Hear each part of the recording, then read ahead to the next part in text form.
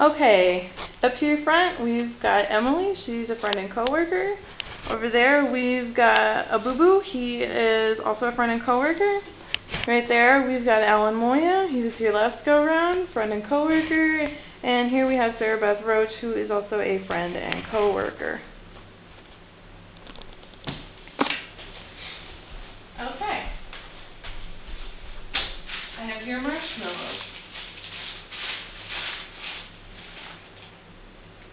Emily, would you eat those marshmallows?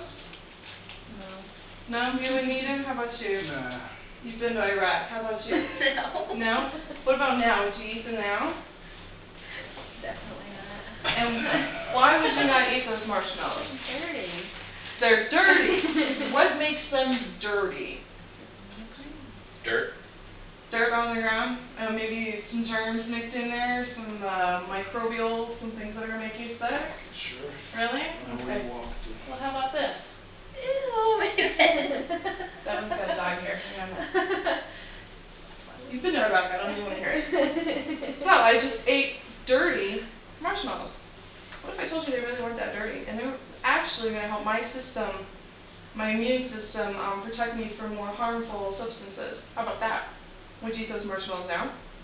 Would you rather risk getting rhinovirus, staph, strep? Take your chances? Take your chances. Okay. Okay, fair enough. So, I'm here to persuade you about I'm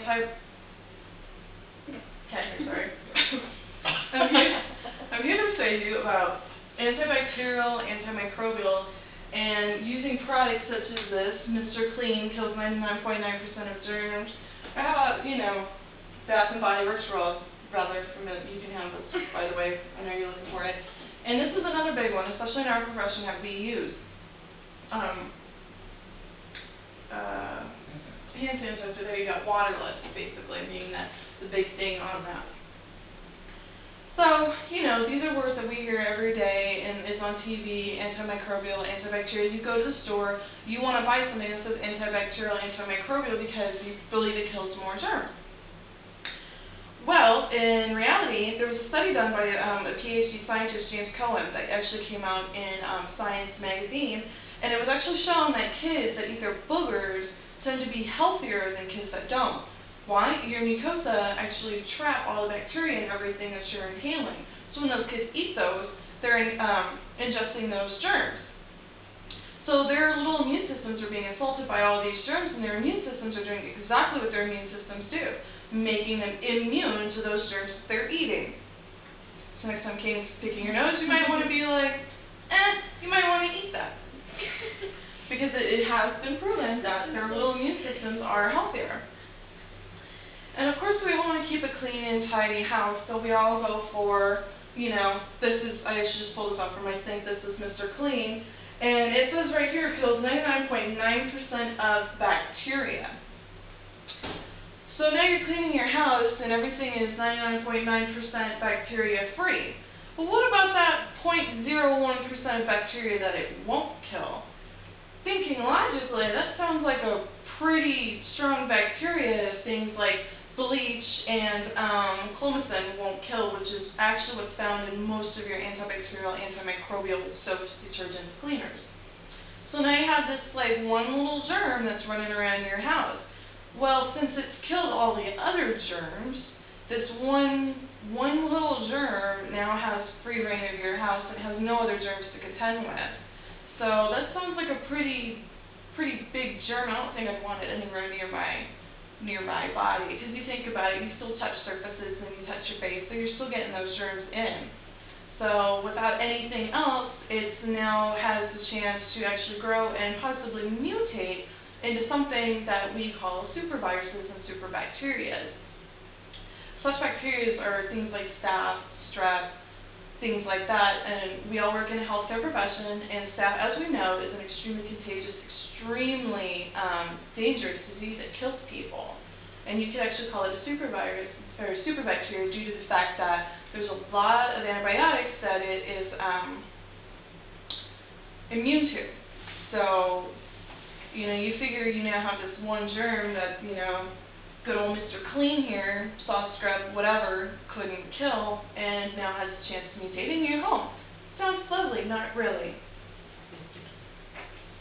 Okay, and there is also a big difference in the outside world. We're all in the healthcare profession, we use hand sanitizer.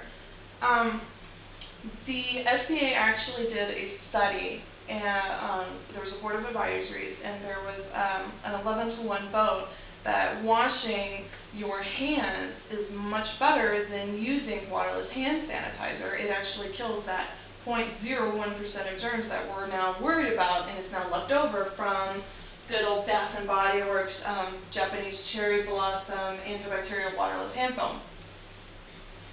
And of course, we use it. I basically use it because it smells good. I could care less about the antibacterial. But being in the healthcare profession, you do want to keep cross-contamination, down to a low, especially on the peds side. Those kids that are eating their boogers and really immune to stuff. Well, if we contaminate children, those little non-booger eaters,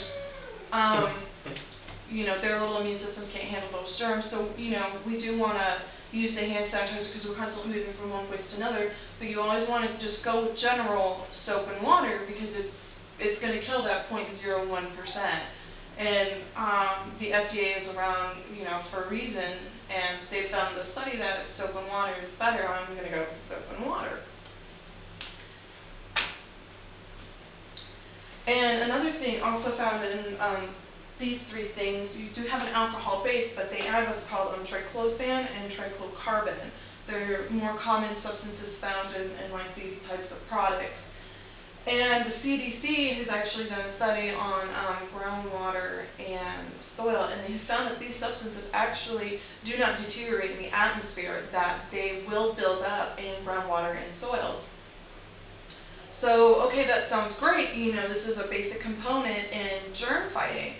Well, if it continues to build up, not only are you contaminating groundwater and potentially killing any of your natural flora or fauna, germs that are naturally found in your body, but it also gives a chance for superviruses to erupt, because now that it's just an everyday thing in the soil, what is man now going to come up with to battle these superbugs that are running around? We have the H1N1, and it's basically a mutated virus of normal flu, which you can get a shot for nowadays. Well, they had to quick, fast, and in a hurry think of a way to develop H1N1.